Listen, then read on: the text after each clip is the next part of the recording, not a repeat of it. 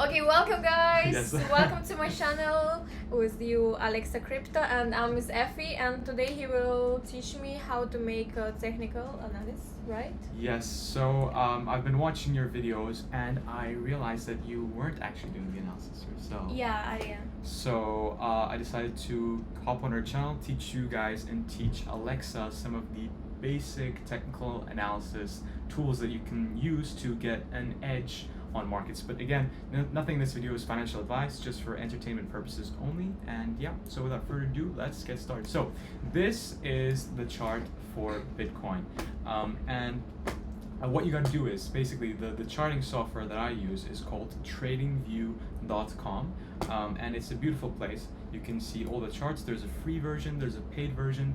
The paid version just allows you to add some more of these, which are called indicators, and then you have oscillators like the RSI, and they just show different values and different analysts, different statistics relating to the asset, for example, Bitcoin or the S&P 500, for example.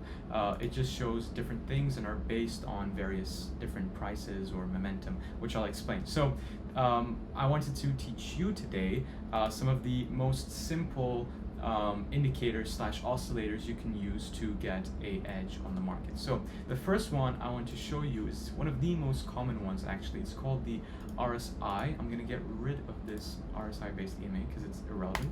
And the RSI shows, its abbreviation is called the Relative Strength Index, and it shows basically how strong the market is right now in simple terms. And so basically there is two lines to watch: the 70 line and the 20, I believe this is the 30 line. Yeah. So when this oscillator moves above this this 70 line, it means that the market is overbought, meaning that there is just too much hype, if you want to call it. There's too much buying pressure in the market, and that it could fall back down. And when the RSI is below 30, it means that the asset is oversold, meaning it could be a nice place to start buying up, and it might be a good place to dollar cost average. And the second thing that you should know about the RSI is that you can look at different divergences. So this is a divergence. I'll just show you as an example. So on the chart, so you can see that the RSI is heading upwards here, right, in like a upwards type of trend. If you can see, and you can match it with each touching point. And when you look at the chart, it's actually the exact opposite, because we are going down.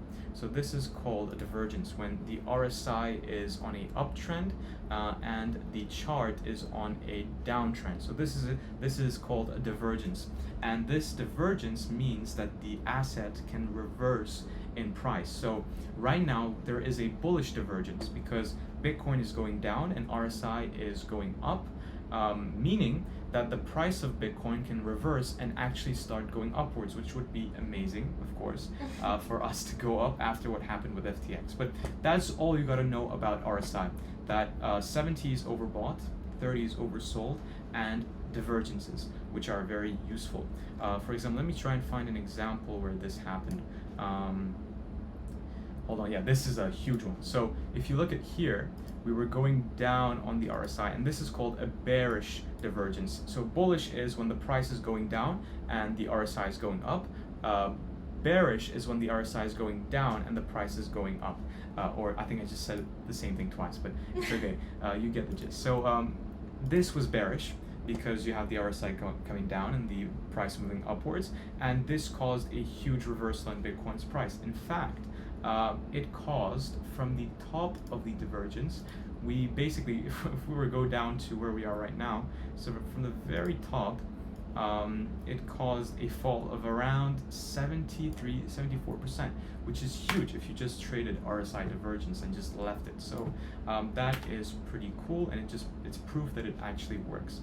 So this is the first thing that I want to show you. The second thing I want to show you is the volume. So actually, I do like this. I don't like this TradingView base volume because it's not that accurate, but it can just show you on what days, on what candles how much bearish or bullish volume there is. For example, today this week there's a lot of selling pressure. There's a lot of bearish volume, which is why it's red and the candle is coming downwards. But this is the volume which I want to show you, because I think this is the more accurate one, and you can do more things with it. So if we switch to the daily chart for Bitcoin, we can see that there is a lot of buying and also selling pressure at this level. So this is at $20,000, the $20,000 area, and these numbers are basically showing how much Bitcoin was sold or bought in this period of time, which I'm going to close because it's kind of annoying me.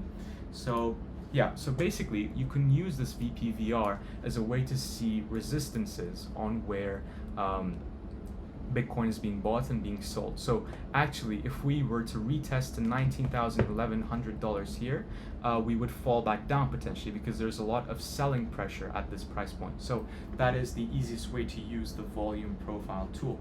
And the second last tool that I want to show you is the EMA ribbons.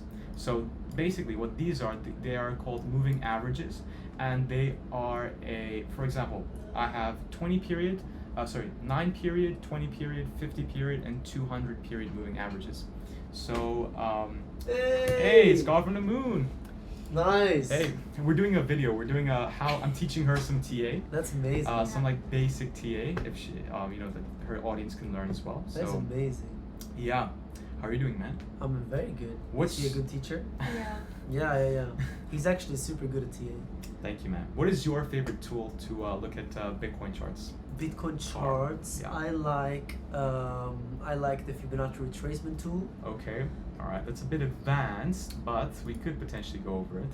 But actually, if I were a noob in crypto and TA, I would probably just play around with the trend lines. Yeah. Maybe the RSI. Yeah, I'm showing her RSI. I'm showing her the moving averages. Moving averages are volume, and Yeah. moon phases, because she likes astrology. Oh, yeah? Yeah. Yeah. That's nice. Maybe also just just like bear flags and stuff Yeah. like that, because that's so easy. Yeah. You have such a nice bear flag there. Exactly. That's So a beautiful bear flag. this is a beautiful bearish continuation. So basically what this is, Alexa and your viewers, is when we come down from a huge bearish momentum, we start to have some continuation, either upwards or just sideways, and eventually we break downwards, most likely. It could break upwards, but it's most of the time it's downwards, and then it's a significant Did downfall. you teach her already about bearish and bullish? Yeah, I You taught her know this. bearish? What is bearish? Yeah, I know. Yeah. So bearish is when prices don't look good, and Yeah. bullish looks when it Bearish down, bullish up.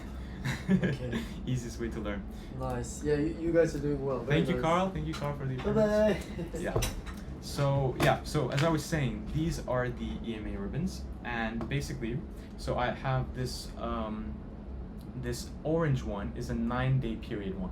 So basically, it calculates 9 days before in price action, and it calculates the average price, and it shows you in a line way, so you can look at different periods of moving average. So for example, the second one is the 30-day period moving average, the turquoise one. So it calculates 30 days of price movement and calculates the average price within those 30 days and gives you a little line for you to see. And the best way to use these is if we go to the weekly chart. I like to use them in longer time frames.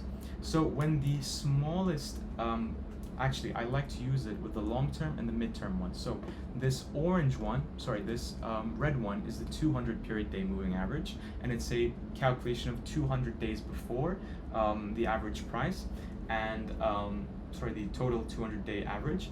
And basically, it's very nice to see when the 50-day period moving average, which is the turquoise one, if it crosses down. All right, so so when the 200-day period moving average, it goes the turquoise one, so the 50-day crosses down to the 200, then you know it's a good time to short, and when it crosses up, then it's a good time to long. So for example, if you had shorted over here, hold on, when it crossed down, you would have made a total return of, so far you would have made around 63% with no leverage. So that would have been crazy. And the final indicator I want to show you before I ask you for any questions is the moon phases. So I know you like astrology, and believe it or not, guys, you can actually use astrology as a way to predict what prices will do. So if I go to the daily charts where it's best to use this, we have the new moon, which is the bottom one, the darker one, and we have the full moon, which is the one on the top. So when the idea is whenever there's a new moon, prices tend to go up. And whenever there's a full moon, prices tend to go down. I'm going to double check this again. When there is a new moon, do prices of stocks go up? Let's have a check again.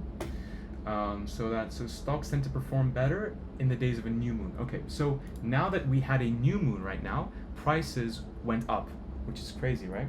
And when we had a full moon, just a couple of days later, the price went down like crazy.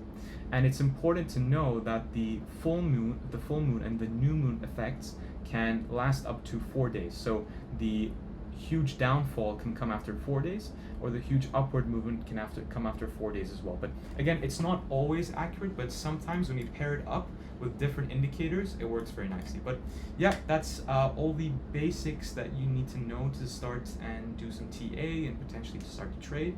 But yeah, do you have any questions, Alexa? Oh, I still like progressing all Yes. information.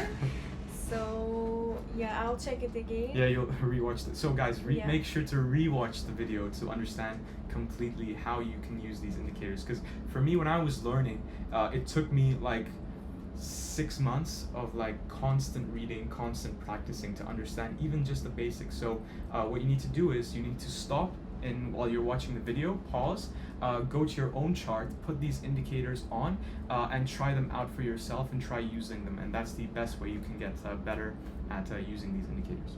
Yeah. Cool. Okay. Thank you guys for watching me. I hope it will be really good information for you, also for me.